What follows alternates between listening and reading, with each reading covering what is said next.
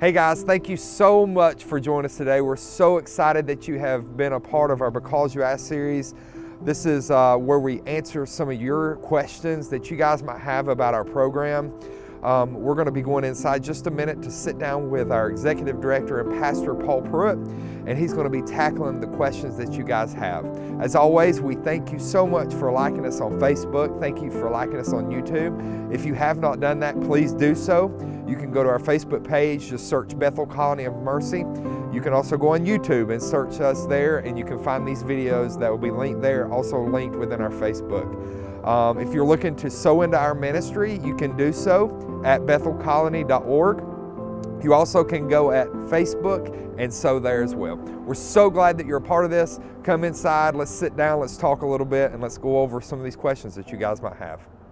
Hey everyone, thank you again for joining us today. This is a Because You Asked series that we're doing each week, going through and answering some of y'all's questions. We're going to jump right into this, Pastor Pruitt. This week's question is, I will be there for at least 65 days. Am I able to talk and visit with my family while I'm there? Good question. Absolutely. We're a very family-oriented ministry. We know the family's been on the journey with you before you came to Bethel Colony. You're going to be leaving here and probably being with your family. So we definitely want you to be able to communicate with them going home. I know it'd be very important for dads in the men's ministry, women at the women's ministry there, to be able to communicate with those children that are home, what's going on and stuff like that. So absolutely. Some ways that can happen.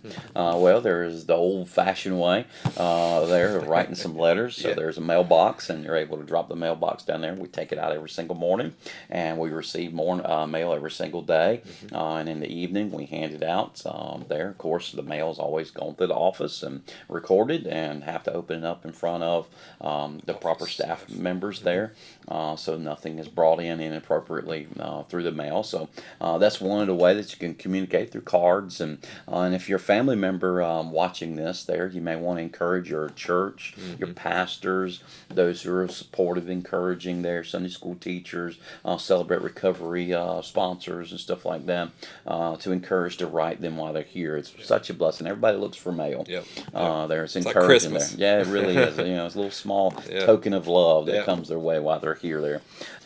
We also have the capacity of payphones. We have payphones here at the men's campus and payphones at the women's campus there. So we have a change machine, and the payphones are very reasonable. We do have a 15-minute requirement to be on the payphones in respect for other people trying to get on the phones. Not that you can't get on later on, but we ask you to limit that. We also ask you to consider and limit who you're communicating with. Right. Because communicating with old friends or old girlfriends that aren't supportive in your recovery and going forward in a changed life can be a detriment there. I'd also ask you to consider how much time you're speaking, talking on the phone, not just in regards of others, but staying focused in the program. Because if you're always on the phone and always concerned with what's going on at home, even though you might physically be here, your mind's always there. Yeah, always distracted. There. So you need to be focused on here. And families, you can help out with that as well. Not every little detail needs to be discussed all the time on the phone. Keep it important. Keep about the progress. If there is issues that need to be discussed, sure, discuss it, but not breaking down every single minute detail of the day and having everybody stirred up about the emotion about that every single second. Doesn't really help in the process there. The third way is visits. Of course, nobody's allowed to visit until the first days. After that, on the weekends, we have Saturday and Sunday visits. Saturdays is from 3 o'clock till 10. And Sundays is you're welcome to come to church, but you can't leave property until after church service. Church service ends 12:30, 1 o'clock there, and then we have evening services that start at 6:30, so they have to be back at 6. There is interruptions sometimes on the evening part that we have special events, or we're going to go visit a church that may interrupt that time, and the only way to keep up with that is call ahead or look at the calendar online to see how that affect your visit there. Keep a couple things in mind with visits there.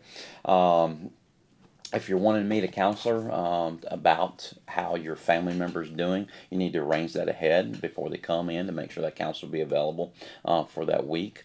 Keep in mind what the rules are of Bethel Colony on those visits there, because we don't allow some things that people consider simple. We don't allow coffee. We don't allow caffeine products on the property there. So don't be buying things that could contribute to their consequences when they come back. Don't get prescriptions filled while you're on visits there, or stop by the pharmacy. Keep in mind where you go.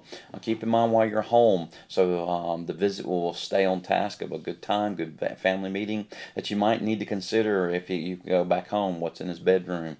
Is there any medications in the cabinet there that will don't become into a emergency situation there? So we want you to have a good time and work on fellowship and growth, but we need to make sure we eliminate temptations and not bringing anything back to the property that would contribute to them getting writing assignments or anything while they're here. And the office will actually provide a visit form agreement that we send out whenever we actually do the intake.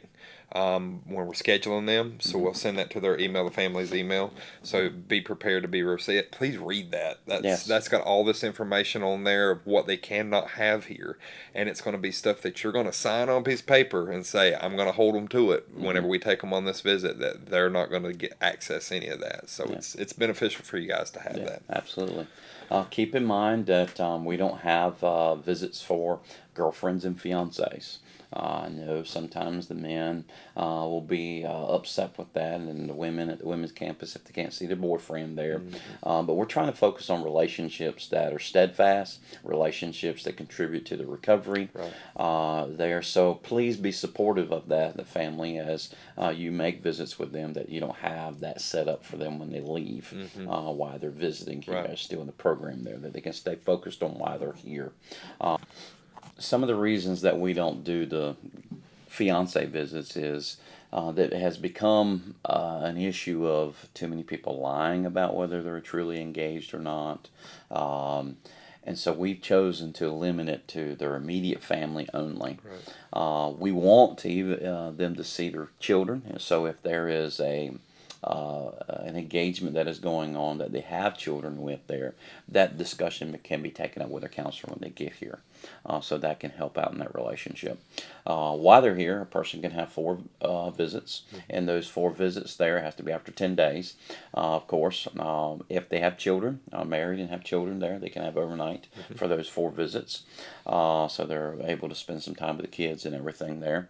And during those visits, there is one requirement that is financial, and every person who goes on a visit is drug tested sometime that following week. So the drug test costs $10, and that has to be paid. Non-refundable. Non-refundable, and it's if it's a 2-day visit, you only have to pay for 1 drug test. But that is required to be paid, that $10 before they go on the visit there. Yes, sir. Yeah. Awesome. That's pretty wraps it up pretty much there. Pastor Pruitt, thank you so much. So you will be able to see your family. There's going to be different ways to be able to communicate with them, and we're all about that restoration within the family and making that happen here at Bethel, because that's part of it. So thank you again for just joining us today. Always go on our YouTube channel. There's playlists galore of different questions that might answer some of these other questions you might actually have about our program. Go on our Facebook page. You can find all these on there. Share these with your friends. Share these with your family, those who are looking to come into our program. This helps in the long run to answer a lot of questions that people might have here. So, as always, thank you again for joining us.